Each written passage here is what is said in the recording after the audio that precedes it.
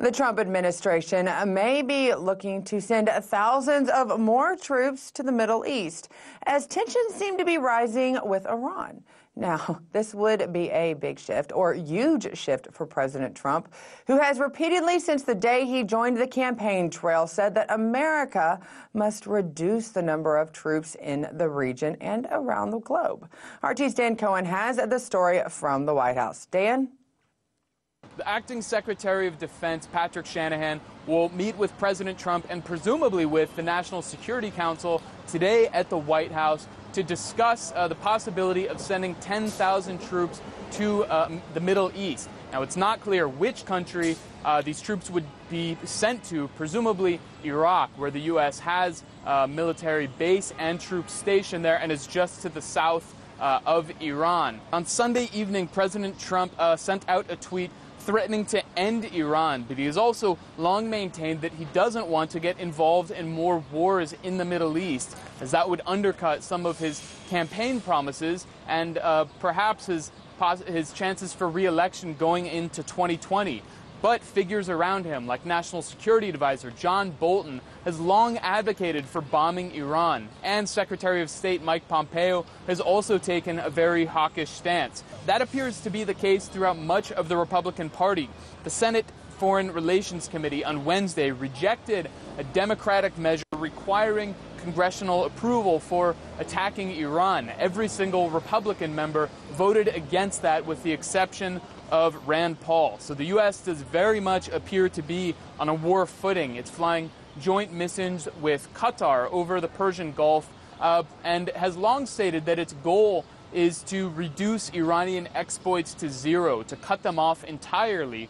But Iran says if that were to happen, then it would shut down the Strait of Hormuz, a very important waterway not only for Iranian oil exports, but also for exports from Saudi Arabia, the United Arab Emirates, and Qatar. This is a huge waterway for global oil shipments. Trump pulled out of the Joint Comprehensive Plan of Action, or the Iran deal, in 2018, despite the fact that Iran, by all accounts, was in full compliance with the deal. And Iran announced recently that it would pull out of the deal itself and begin enriching uranium for its nuclear energy program. Now, the European Union is in a difficult space. On one hand, it doesn't want to lose its relationship with the United States, but it also doesn't want a war with Iran. So the German foreign minister is pressuring Iran to stay in the nuclear deal, even though the United States has pulled out, and according to Iran, it's not getting any benefits from being in the deal. I think we made clear over and over that we don't want to see any military escalation, but that we try within our possibilities to politically and diplomatically ensure that it won't come to this.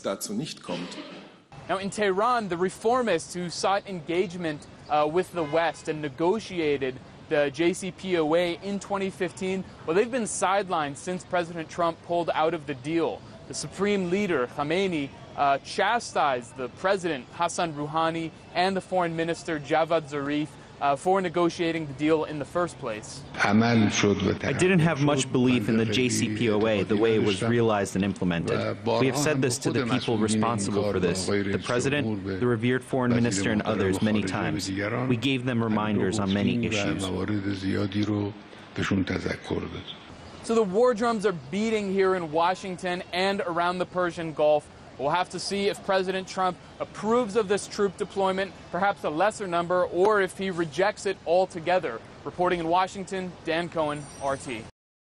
Hey YouTube, thanks for checking out our channel. We hope you enjoyed the video. We have tons of content for you just like this. For more of RT America's one-of-a-kind news and analysis, be sure to subscribe and never stop questioning more.